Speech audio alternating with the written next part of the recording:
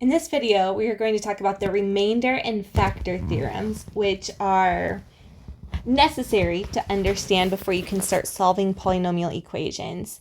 So first is the remainder theorem, which is really cool. It basically says if you're trying to evaluate a function at a particular x value, you can just use synthetic division to find the remainder. So I'll show you an example of that long ways so you can see how cool this is. So if I want to evaluate this function at x equals 5, typically we would just plug in 5 into the function. And when we do that, we get 4 times 25 is 100, minus 10 times 5, which is 50, minus another 21, that's 29. So we got f of 5 equals 29, which means at the x value 5, we get a y value of 29. So another way of figuring that out is to use synthetic division, where we're going to put the 5 in the box. I'm assuming you already know how to use synthetic division when I'm making this video. So understand that I'm operating under that assumption. But we're synthetically dividing right here.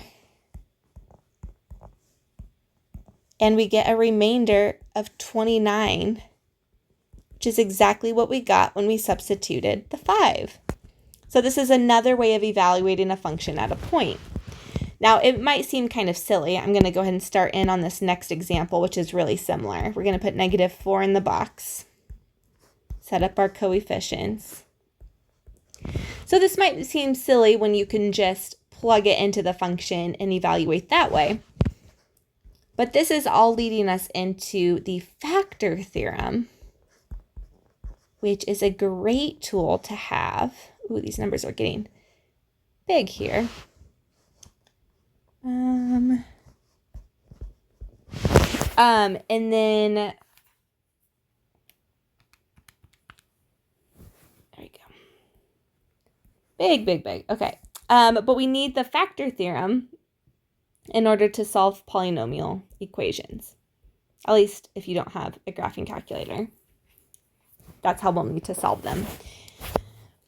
So that means at our x value, negative 4, we get a y value of negative 359.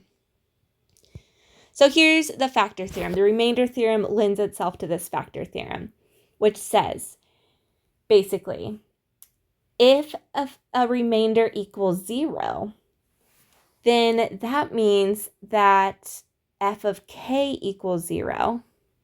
It's like on that last one. If I would have gotten a 0 as a remainder, we didn't, but if I would have, that would have meant that f of negative 4 equals 0, which would mean that we have an x-intercept at negative 4. There's a point at negative 4, 0. And if that's an x-intercept, then that's a solution to the function. So we're gearing up to solve these functions, these polynomial functions. So yeah, if we get 0 as a remainder, that means that the factor divided evenly, right? If there's no remainder, it divided evenly. And that means that that number is a solution. It's an x-intercept. It's a 0. It's a root, whatever you want to call it. So let's use that information. So this one tells us that x plus 2 is a factor of this function. What it means to be a factor of something is if you divide by it, you get a remainder of 0. Like think about, we say 4 is a factor of 12. The reason 4 is a factor of 12 is because if you take 12 divided by 4, you get a nice even number without a remainder. Same thing here. So it's telling us it's a factor, which means we should get a remainder of 0. And if we don't get a remainder of 0, we did something wrong. The reason I'm putting negative 2 in the box is if my factor is x plus 2, then the number we're putting in there is negative 2. And again, I'm assuming you already know how to synthetically divide when I'm making this video. So I'm going to go through that process here pretty quickly. But we get a remainder of 0. It told us that we would.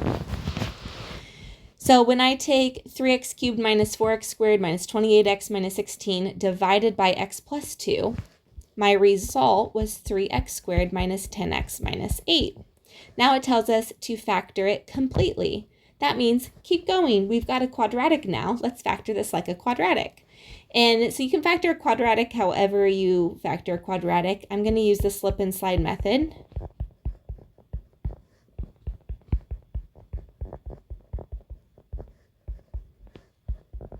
To get x minus 4 and 3x plus 2 as my remaining two factors. Remember, our original factor it gave us was x plus 2.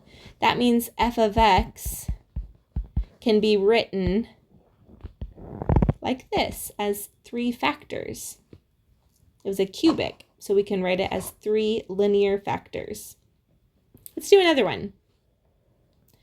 So same idea, it tells us x minus 4 is a factor, which means when we divide by x minus 4, and again, we're going to put positive 4 in the box, I should get a remainder of 0. If I don't, I did something wrong. But I do. And the result is x squared minus 2x minus 3. Our remainder was 0.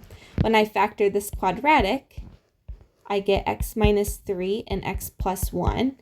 And then I can't forget that original factor, x minus 4. So f of x could have been rewritten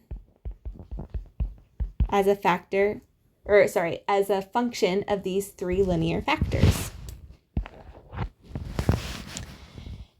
Go ahead and try the next one on your own. I'll post it in about 2 seconds, so pause the video. So when we divide, we get a remainder of 0, just like we knew we should. Our resulting quadratic is x squared plus 3x minus 10, which can be factored into x plus 5 and x minus 2. And x minus 4 was our original factor. So let's do similar type problems that are just worded in slightly different ways. So this next one tells us that f of negative 3 equals 0. That means when x is negative 3, the y value is 0. In other words, it gave you an x-intercept. Negative 3 is a solution, which means if you plug in negative 3, we are going to get a remainder of 0. So notice I'm plugging in a negative 3 and not a positive 3. When it's written in factored form, that's when we write the opposite of the number. But in this case, it's telling you that x equals negative 3. So negative 3 is what goes in that box. And we should get a remainder of 0 because it tells us that it is a factor. We did. We have a quadratic again to factor from here. Again, I'm going to go ahead and use the slip and slide method.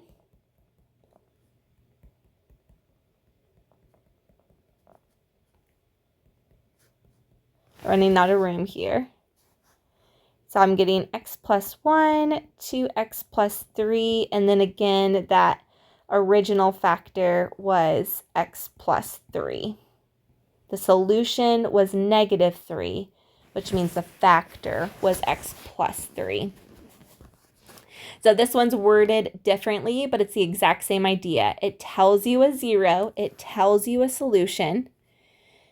So if x equals 3, that means x minus 3 is a factor. So when we put when we put positive 3 in the box, we should get a remainder of 0. And we do. And then it wants, in this case, it's asking for what's another 0. So instead of factoring this quadratic, it wants us to solve this quadratic to find the other zeros, to find the other solutions. But to solve it, I am going to factor.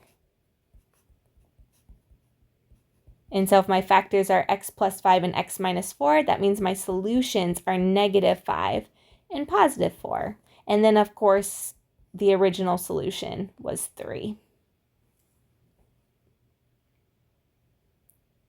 Last example, it says x plus 3 is a factor, which means we're going to get a remainder of 0. Negative 3 goes in our box. Going to write out the coefficients. Oops. I almost forgot to put a 0 for 0x squared. Probably good that you saw me do that, because that's a common mistake. This is our first one where we are, oh,